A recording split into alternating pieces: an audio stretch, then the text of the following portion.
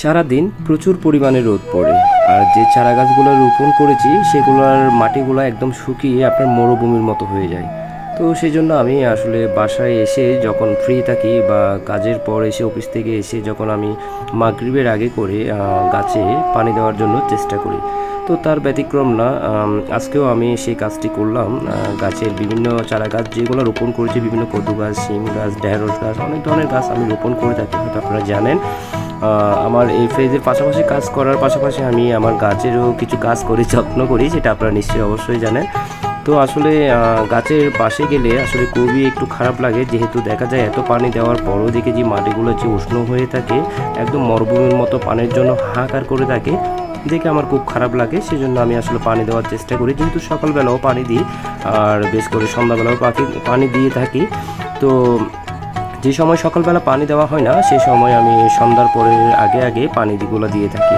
তো গাছে পানি দিলে হয় কি জানেন, যখন গাছের মাটিগুলোতে পানি দেওয়া হয়, গাছের যে শিকড়গুলো আছে উদ্ভিদ জাতীয় এগুলো গাছগুলা, তো সেগুলো যখন পানিগুলো টানে গাছগুলো কিন্তু অনেক বড় হয়, গাছে কিন্তু শক্তি পাওয়া যায়, আর যেহেতু ফল ধরতেও কিন্তু খুব তাড়াতাড়ি ফল ধরে।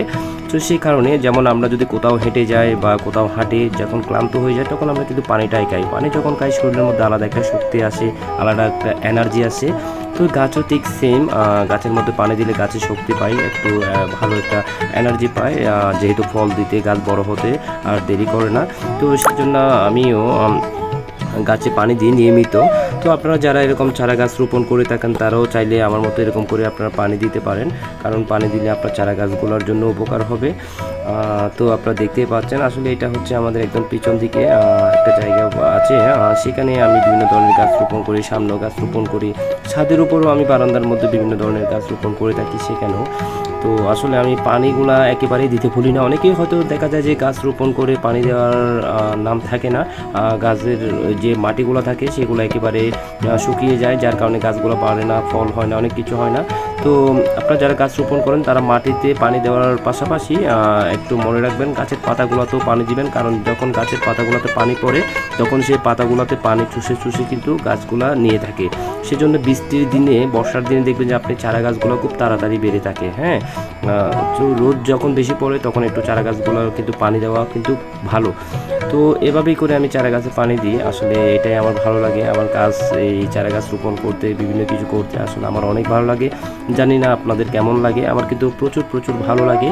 তো এইসব ভিডিওগুলো আমি আগে এক সময় প্রতিনিয়তই দিতাম, চারা গাছের ভিডিওগুলো। এখন হয়তো দিই না, দেওয়া হয় না, আর সময় পাওয়া যায় না সে কারণে। তো এই ভিডিওটি আমার অনেক আগেই করা, আজ থেকে 2-3 মাস আগেরই করা। এটাতে ভয়েস দেওয়া হয় নাই, সে কারণে আমি ভিডিওটি আপলোড দিই নাই। তো যেহেতু আজকে একটু ফ্রি সময় পেয়েছি সেজন্য এটিতে ভয়েস দিয়ে চিন্তা করলাম আজকে এটি আপলোড করে দিব। তো যেহেতু এটি অনেক দিন ফোনে ছিল, জানি না ভিডিওটি কেমন হয়েছে, হয়তো যদি ভালো হয়ে থাকে, যদি আপনাদের ভালো লেগে থাকে তাহলে আমাকে একটা কমেন্ট করে জানাবেন ভিডিওটি কেমন হয়েছে। আর যদি ভিডিওটি ভালো না লাগে বা কোনো ধরনের আপনাদের যদি অস্বস্তি লাগে তাহলে সেটিও আমাকে কমেন্ট করে জানাবেন, যাতে করে আমি নেক্সটে আরও শুধরাতে পারি, নেক্সটে আরও ভালো কোনো ভিডিও আপনাদের সামনে নিয়ে আসতে পারি। তো আমি আসলে অনেক দিন যাবত ব্লগ ভিডিও করি না, অনেক জায়গায় যাওয়া হয় না। তো সেক্ষেত্রে এখন চিন্তা করতেছি আবার বাইরে যাব, ব্লগ ভিডিও আপনাদের সামনে, সুন্দর ব্লগ ভিডিও আপনাদেরকে উপহার দেব।